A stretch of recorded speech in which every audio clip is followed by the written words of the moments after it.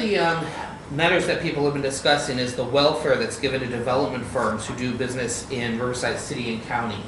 How do you address some of these concerns? Well, there has been too much subsidies to businesses, mainly service-oriented, goods-oriented businesses, grocery stores, Walmarts and the like, that are coming here no matter what happens because of the growth. They're going to be here. In fact, those firms, we ought to require the greatest level of mitigation and what we call impact fees, so that they pave the surrounding roads, they take care of any drainage issues in the area, they put in good landscaping, we have good signage, so they enhance the community. It's the other businesses that we wouldn't ordinarily get here, higher quality businesses that require better training of employees, that offer career paths, that have higher levels of salaries, and that tend to increase the diversity of the kinds of businesses here, so that when we do have economic downturns, such as the case that we're entering right now, we don't lose whole job sectors. We don't have great unemployment here. Now we're starting to get that. We have the greatest increase in jobs out here that we've had in the past few years. It's a stunning increase in the number of jobs. And we're starting to get through the fact that we do have a better quality community and much less expensive housing here. We're starting to get many executives looking at the area in a new light, in a new positive light. And that's very good, and we ought to encourage those kind of efforts. We ought to offer incentives to those kind of business who want to locate here as starter businesses, or who want to relocate here from coastal areas. It would make a lot more sense in spending some of our transportation dollars, in effect, rather than to widen a freeway to Orange County at billions of dollars, and what we're talking about. Invest some of that money into helping improve businesses, expand businesses here that are capable of expansion, and increase job training, vocational and skill training here in our county. One very important business here that offers a huge potential for this county is the coming of the new UC Riverside Medical School. That, in conjunction with our county hospitals, will obviously improve health care here in the county. It will tend to keep and attract physicians, nurses, lab technicians, and a lot of technical businesses, research and the like. We need to join with that effort in a full-scale, systematic way, particularly with better training, with skill training, with our community colleges.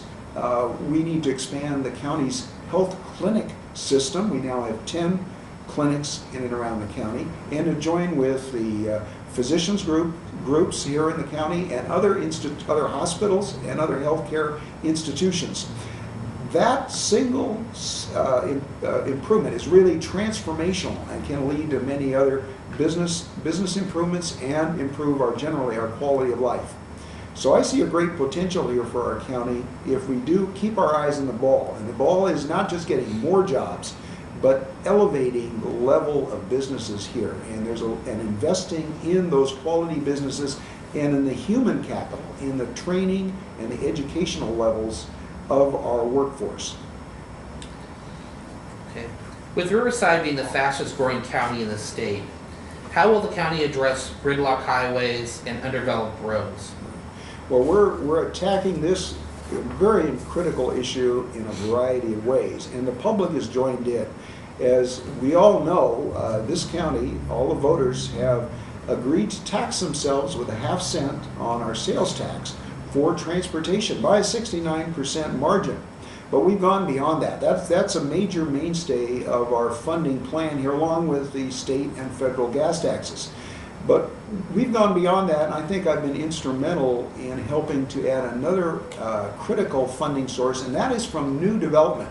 I started a program where any new development, whether it's residential, commercial, or industrial, pays a fee based on the amount of traffic it generates to improve our arterial road systems.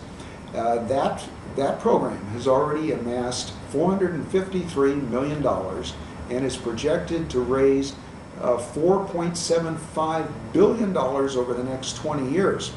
Already, 119 different arterial road expansions railroad grade separations, and freeway interchange projects are underway using these local impact fees, as we call them, that are joined with our sales tax transportation fees and often state and federal gas taxes or bond funding.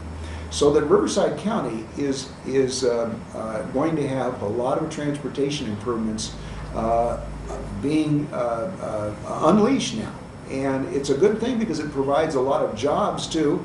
When we're having a downturn in our economy, we're losing jobs in our housing sector, we can add more good quality jobs building our critical road infrastructure. Now, part of the plan is not just to build roads for cars. The new roads that we'll have will include fast lanes for bus rapid transit. We're also putting in place corridors for future light rail service, and we want to make our streets and highways friendlier to pedestrians, obviously, so they're safe for kids and families wanting to walk to and from school or to shops, but also for bicyclists and in many cases for recreational use for equestrians alike. So it's a comprehensive approach that we're taking to transportation in the county, and we are what's called a self-help county. That is, we've put our money where our mouth is. We've taxed ourselves to do this, and we're reinvesting those funds in often very creative ways now to reduce congestion. And my particular focus has been to improve transportation in the inland area between Riverside and San Bernardino counties, where our real future lies. There we can have the potential of commutes that are a half hour or less, rather than to perpetuate a bedroom-style community growth here in Riverside County with commutes to coastal counties of an hour or more. There's where I think we need to put our transportation dollars as well, and we're starting to do that.